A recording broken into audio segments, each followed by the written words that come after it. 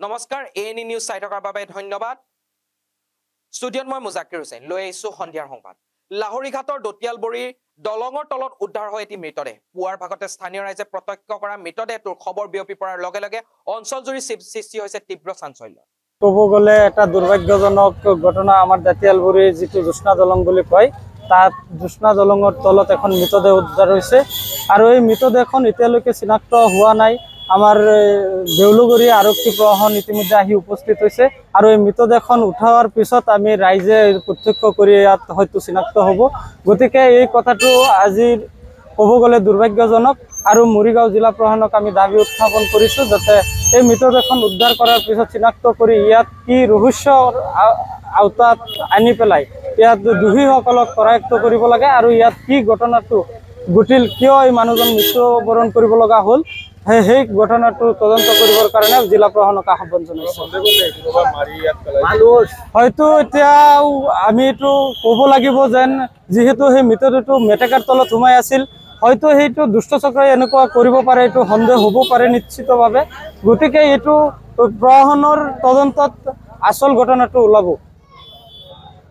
ইপিনে উত্তৰ প্ৰদেশৰ ৰাধাকুণ্ডস্থিত হিৰণময় ফাউণ্ডেশ্যনৰ একক প্ৰচেষ্টাত যোৰহাট জিলাৰ চেলেংহাটৰ বিষ্ণুজ্যোতি সাংস্কৃতিক গোষ্ঠী আৰু শিৱসাগৰৰ জয়াদলং মহিলা সমাজৰ সৌজন্যত অসমৰ পৰা 50 জন সদস্যৰ এটা দলে বজ্ৰভূমি বৃন্দাবন ৰাধাকুণ্ড বৰখানৰ বিভিন্ন স্থান পৰিদৰ্শন কৰি বৰ্ণাঢ্য সাংস্কৃতিক কাৰ্যসূচী সম্পন্ন কৰে বৃন্দাবন ৰাধাকুণ্ডৰ পৰা কৈছোঁ আমাৰ অলপতে বৃন্দাবনত অসমৰ যোৰহাট আৰু শিৱসাগৰৰ পৰা 55 জনীয়া এটা দল আহিছিলে তেওঁলোকে ইয়াত ভাওনা আৰু দিহানাম প্ৰস্তুত কৰিছিলে চবকে পৰিৱেশন কৰিছিলে দিহানাম বৰচানা নন্দগাঁও ৰাধাকুণ্ড আদি ঠাইত তেওঁলোকে কৰিছিলে খুব ধুনীয়া সুন্দৰ হৈছিলে আৰু তাত দিহানামত বেলেগ মানুহো আহি যোগদান কৰিছিলে বেলেগ মানুহে দিহানামৰ তালে তালে নাচিছিলে ভাওনাবোৰ চাই খুব ভাল পাইছিলে সুন্দৰ ড্ৰেছ ভোষা আৰু ভাওনাৰ পাত্ৰ পাত্ৰীসকলৰ যিবোৰ কষ্টিউম পিন্ধিছিলে ডিজাইন মানুহবোৰে খুব ভাল পাইছিলে আৰু আমি যেতিয়া নগৰ সংকীৰ্তন কৰিছিলোঁ মানুহবোৰে আমাৰ যিবোৰ পাত্ৰ পাত্ৰী আছিলে কৃষ্ণ হওক বিষ্ণু হওক ৰাধা হওক তেওঁলোকৰ চৰণ চুই চুই সেয়া কৰিছিলে তো এইটো এটা আমাৰ কাৰণে বিৰাট ডাঙৰ এচিভমেণ্ট কি আমি শংকৰদেৱে যি আমাক গুৰুজনাই যি আমাক বস্তু দি গৈছে ভক্তিৰ সেই গোটেইখিনি আমি যিখিনি প্ৰচাৰ কৰিছিলোঁ সেই দেখি মানুহবোৰে আপ্লুত হৈছিলে আৰু তেওঁলোকে কৈছিলে আপোনালোকৰ বহুত প্ৰশংসা কৰিছিলে আমাৰ মানুহবোৰৰ যিবোৰ বেশভূষা দেখি বা কীৰ্তন দেখি তেওঁলোকে কীৰ্তনক কৈছিলে ইমান মানে ধুনীয়া কীৰ্তন কৰিছে আপোনালোকে ইয়াত ব্ৰজৰ মানুহতকৈ ধুনীয়াকৈ আপোনালোকে পাত্ৰ পাত্ৰীবোৰ আহিছে অসমীয়া আইসকলৰ যিবোৰ মেখেলা চাদৰবোৰ তেওঁলোকে লিৰিকি বিদাৰি চাইছিলে তো এইটো এটা বিৰাট ডাঙৰ অভিজ্ঞতা হৈছিলে কি অসমৰ পৰা মানুহ আহি ইয়াতে বৃন্দাবনত ভাৰতৰ বিভিন্ন প্ৰান্তৰ পৰা অহা মানুহবোৰে এই কীৰ্তনৰ ভাওনা চাইছিলে তো আমি আপোনালোকৰ সহায় সহযোগ বিচাৰিছোঁ আমি আৰু অহা হোলীৰ সময়ত মাৰ্চ এপ্ৰিলত আৰু এটা এনেকুৱা পাৰ্টি অসমৰ পৰা আহিব তেওঁলোকে এতিয়া হোলী গীত প্ৰস্তুত কৰিব আৰু আমি বৃন্দাবনত অসমীয়া নামঘৰ বনোৱাৰ প্ৰয়াস কৰি আছোঁ নামঘৰৰ মাটিখিনি চাই থোৱা আছে কিন্তু আমি অৰ্থৰ অভাৱত ল'ব পৰা নাই আপোনালোকৰ সকলোৰে সহায় সহযোগ বিচাৰিছোঁ ভূদান কৰি 1 বৰ্গফুট মাটি ভূদান সামান্য 10,000 টকা এটা ভূদান কৰি 10-11,000 হৈ আপোনালোকে কৃতাৰ্থ হ'ব পাৰে এইটো এটা জাতিৰ কাৰণে আমি এটা প্ৰজেক্ট কৰিছোঁ যিটোত সকলোৱে আপোনালোকে আহিব পাৰে বৃন্দাবনত যেতিয়া আপোনালোকে থকা মেলাত চব ফ্ৰী পাব সেই যেতিয়া আমি যিটো দল আহিছিল তেওঁলোকৰ থকা মেলা খোৱা সম্পূৰ্ণ ফ্ৰী আছিলে তো আমাৰ সহায় প্ৰয়াসী অসমবাসীক আমি সেৱা কৰিব পাৰিম বৃন্দাবনত তাৰ প্ৰচেষ্টাৰে পৰৱৰ্তী খবৰ ধুবুৰী পৌৰসভা কাৰ্যালয়ত ধুবুৰী পৌৰ নিকায় কৰ্মচাৰী সন্থাৰ প্ৰতিবাদ অসম চৰকাৰে ৰাজ্যৰ পৌৰ কৰ্মচাৰীসকলৰ দীৰ্ঘদিনীয়া দাবী কাৰ্যকৰী নকৰি পৌৰসভাসমূহত নতুনকৈ অভিযন্তা আৰু গাণনিক বিষয়াক নিযুক্তি দিবলৈ ওলোৱা কাৰ্যৰ বিৰোধিতা কৰি ধুবুৰী পৌৰসভা কাৰ্যালয়ত প্ৰতিবাদ কৰে কি নাম আপোনাৰ মোৰ নাম শাহাব হুছেইন আজি আপোনালোকে কি লৈ আপোনালোকে ইয়াত বহিছে একচুৱেলি আমালোকৰ পৌৰ কৰ্মচাৰী আজিৰ পৰা নহয় কেই দশকৰ পৰা আমি এটাই ডিমাণ্ড আমাৰ আছে, বেলেগ ডিমাণ্ড নাই। কি আমাৰ পৌৰ কৰ্মচাৰীসকলৰ চৰকাৰীকৰণ কৰিব লাগে, মাহ গ'লেই আমাৰ দৰমহাটো মাহেকীয়া মাহে মাহে পাব লাগে। এইটো আমি 2013ত আমাৰ এটা ডিচিশ্যন গভৰ্ণমেণ্টৰ লৈছিল, কেবিনেট ডিচিশ্যন হৈ গৈছিল কি চৰকাৰীকৰণ আমালোকৰ হ'ব 5103 আপোনাৰ কৰ্মচাৰী। কিন্তু সেইটো নহ'ল। পিছত এই চৰকাৰ অহাৰ পিছত 2021ত এটা নতুনকৈ বিধেয়ক আনি বিল পাছ কৰি গেজেট নটিফিকেশ্যন ওলাই চৰকাৰে আমাক চৰকাৰীকৰণ কৰিব বুলি কাৰ্যসূচী গ্ৰহণ কৰিছে। কিন্তু এতিয়া আমি চালোঁ নতুনকৈ কেডাৰ বনাইছে, বেছি দিন হোৱা নাই। তেওঁলোকে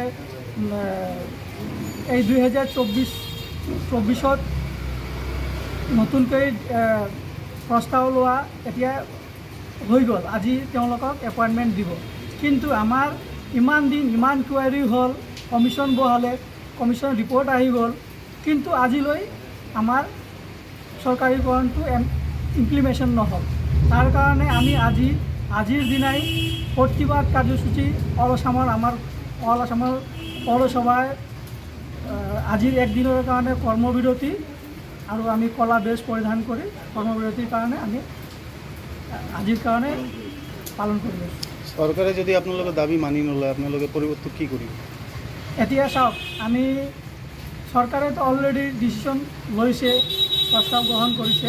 আমি হয়তো আইনী প্ৰক্ৰিয়াত যাব পাৰোঁ বা আমি ইয়াৰ পৰা এজিটেশ্যনত যাম। আজি মিনছ আপোনাৰ অফিচত কাম বন্ধ আছে? বন্ধ আছে, 4টালৈ কাম বন্ধ আছে। পৰৱৰ্তী খবৰ, বৰাক উপত্যকাৰ জ্যেষ্ঠ কবি সাংবাদিক বিজয় কুমাৰ ভট্টাচাৰ্যৰ দেহাৱসান।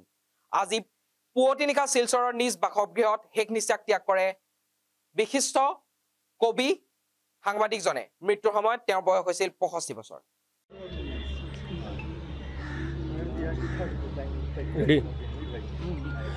আজকে সত্যিকার অর্থেই সকালবেলা আমাদের কাছে একটা অত্যন্ত দুঃখের খবর চলে এসেছে। আমাদের এই উপত্যকার একজন প্রথম সারির কবি সাংবাদিক বিজয় ভট্টাচার্য আজ আমাদের মধ্যে নেই। আমরা কাছাড় মিডিয়া জার্নালিস্ট অ্যাসোসিয়েশনের পক্ষ থেকে তার আত্মার চিরশান্তি কামনা করছি এবং ওনার পরিবারের প্রতি আমরা গভীর সমবেদনা জ্ঞাপন করছি।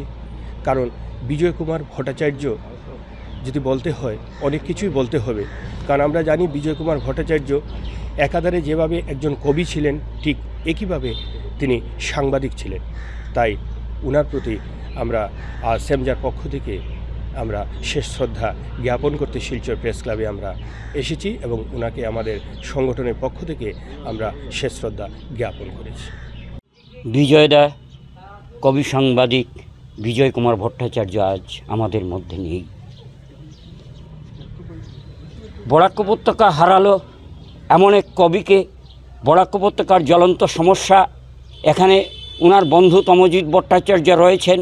80-র দশকে কেন্দ্রীয় বিশ্ববিদ্যালয় প্রাপ্তির যে আন্দোলন হয়েছিল সেই খড়দ্দার লেখনীতে যেভাবে ওনারা লিখে গেছেন এবং বিশ্ববিদ্যালয় প্রাপ্তিতে যে সহায়ক ভূমিকা নিয়েছিলেন তার জন্য আমরা সত্যিই শ্রদ্ধার সঙ্গে স্মরণ করছি। একটি কথা, বিজয়দাস শুধু আমার দাদা ছিলেন না, আমার ভালো বন্ধু, আমার গাইড, ফিলোসফার অফ মাইন্ড। বিজয়দাকে হারিয়ে আমি একজন সত্যিকার অর্থে আমি একজন অভিভাবককে হারিয়েছি।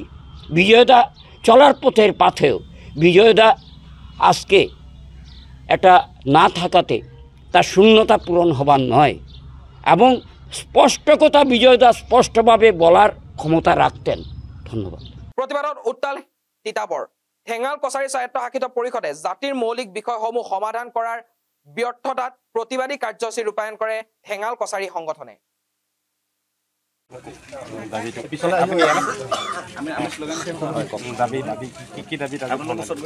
আচলতে আজি দাবী বুলিয়ে নহয়, আজি সমগ্ৰ ঠেঙাল ৰাইজ আজি ক্ষোভিত হৈ সমগ্ৰ অসমৰ পৰা আজি ঠেঙাল ৰাইজ স্বতঃস্ফূৰ্তভাৱে ওলাই আহিছে।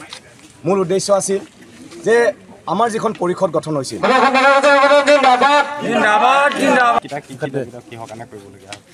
আচলতে আজি আমাৰ দাবী বুলি ক'লে ভুল হ'ব। সচৰাচৰ আপোনালোকে দেখে যে আন্দোলন কৰা মানে দাবী।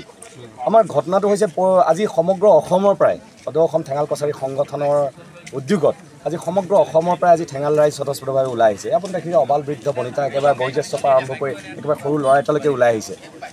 2005 চনৰ 10 আগষ্টত আমাৰ সদৌ অসম ঠেঙাল কছাৰী সংগঠন আৰু অসম চৰকাৰৰ মাজত চুক্তি মৰ্মে ঠেঙাল কছাৰী স্বায়ত্তশাসিত পৰিষদখন গঠন হৈছিলে দাবী প্ৰতিবাদত।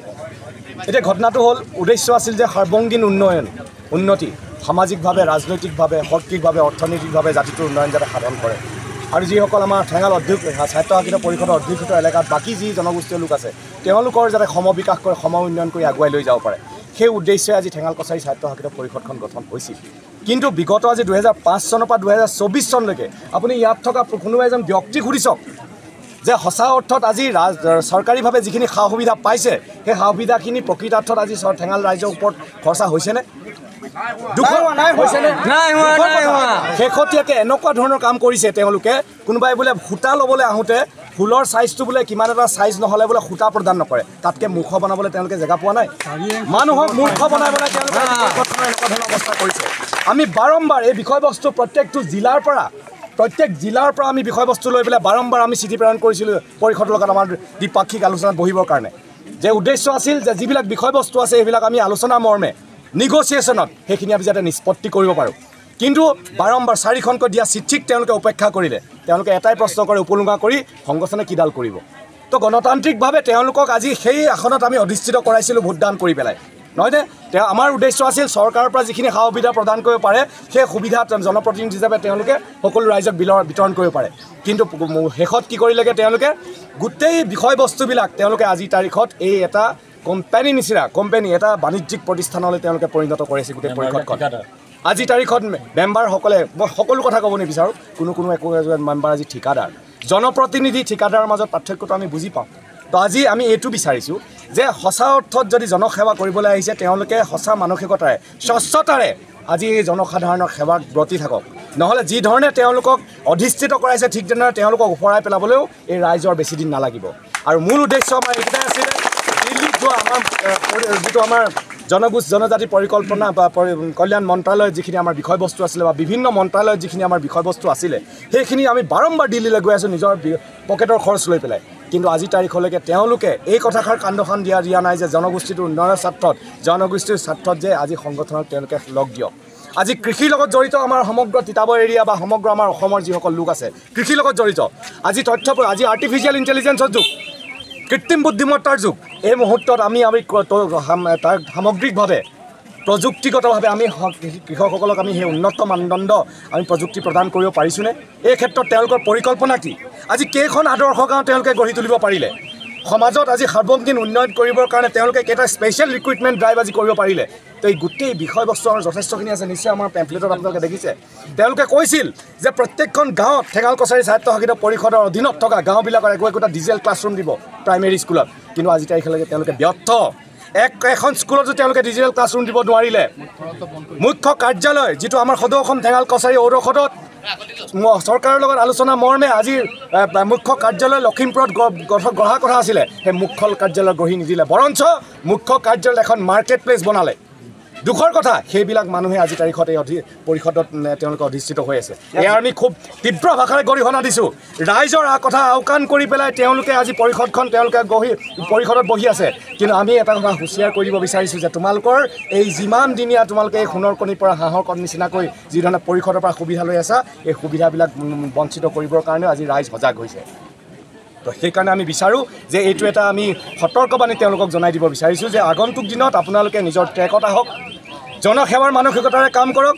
যদি সেই মানসিকতা আপোনালোকে ঘূৰাই নলয় তেনেহ'লে অনাগত দিনত কিন্তু ইয়াতকৈ কিন্তু বেয়া পৰিস্থিতিৰ সন্মুখীন হ'বলৈ বাধ্য হ'ব। আৰু এই পৰিস্থিতি উদ্ভৱ হ'লে আমি কোনো দায়ী নহয়, তাৰ কাৰণে দায়ী কিন্তু ঠেঙাল কছাৰী স্বায়ত্তশাসিত পৰিষদত বহি থকা প্ৰত্যেকজন ব্যক্তি হ'ব।